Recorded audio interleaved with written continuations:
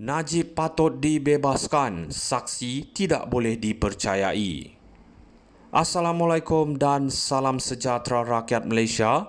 Hari ini saya ingin mengulas mengenai perkembangan terbaru dalam kes Datuk Seri Najib Razak yang dikatakan perlu dibebaskan daripada tuduhan penyelewengan dana 1MDB.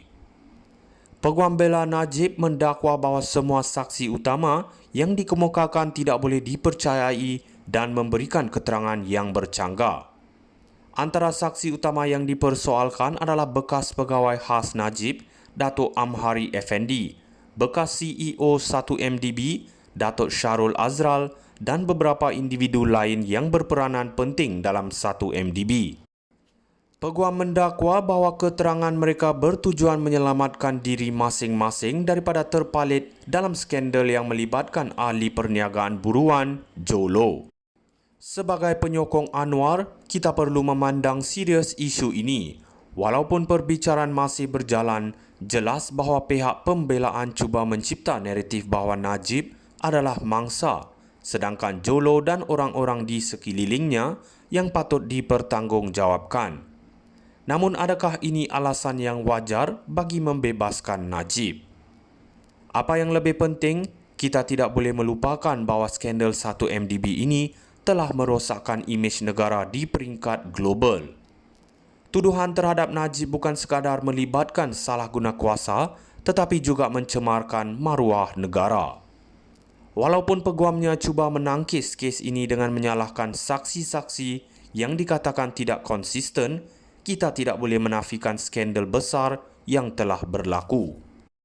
Sebagai rakyat, kita mahukan keadilan yang adil dan telus. Walaupun Najib mempunyai hak untuk pembelaan, kita perlu yakin bahawa mahkamah akan membuat keputusan berdasarkan bukti yang kukuh, bukan semata-mata kerana keterangan saksi yang dikatakan bercanggah. Akhir kata, apapun keputusan akhirnya, kita mesti ingat bahawa isu 1MDB telah membawa kerosakan besar kepada negara. Pembebasan Najib jika berlaku tidak harus disebabkan oleh alasan teknikal, tetapi mestilah melalui proses keadilan yang sebenar. Najib patut dibebaskan, saksi tidak boleh dipercayai. Assalamualaikum dan salam sejahtera rakyat Malaysia. Hari ini saya ingin mengulas mengenai perkembangan terbaru dalam kes Datuk Seri Najib Razak yang dikatakan perlu dibebaskan daripada tuduhan penyelewengan dana 1MDB. Peguam bela Najib mendakwa bahawa semua saksi utama yang dikemukakan tidak boleh dipercayai dan memberikan keterangan yang bercanggah. Antara saksi utama yang dipersoalkan adalah bekas pegawai khas Najib, Datuk Amhari Effendi, bekas CEO 1MDB, Datuk Syarul Azral dan beberapa individu lain yang berperanan penting dalam 1MDB. Peguam mendakwa bahawa keterangan mereka bertujuan menyelamatkan diri masing-masing daripada terpalit dalam skandal yang melibatkan ahli perniagaan buruan, Joe Low.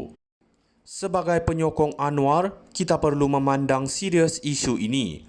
Walaupun perbicaraan masih berjalan, jelas bahawa pihak pembelaan cuba mencipta naratif bahawa Najib adalah mangsa, sedangkan Joe Low dan orang-orang di sekelilingnya yang patut dipertanggungjawabkan.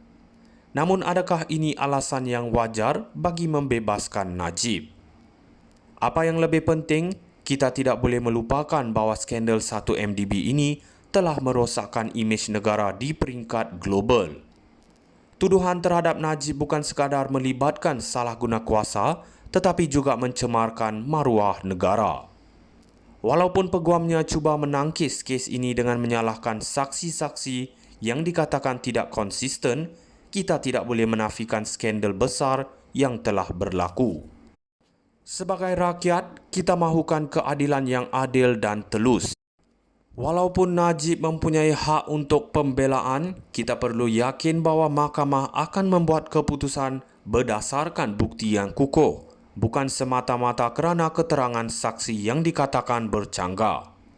Akhir kata, apapun keputusan akhirnya, kita mesti ingat bahawa isu 1MDB telah membawa kerosakan besar kepada negara.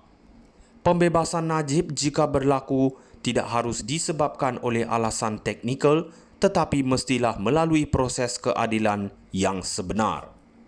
Najib patut dibebaskan, saksi tidak boleh dipercayai.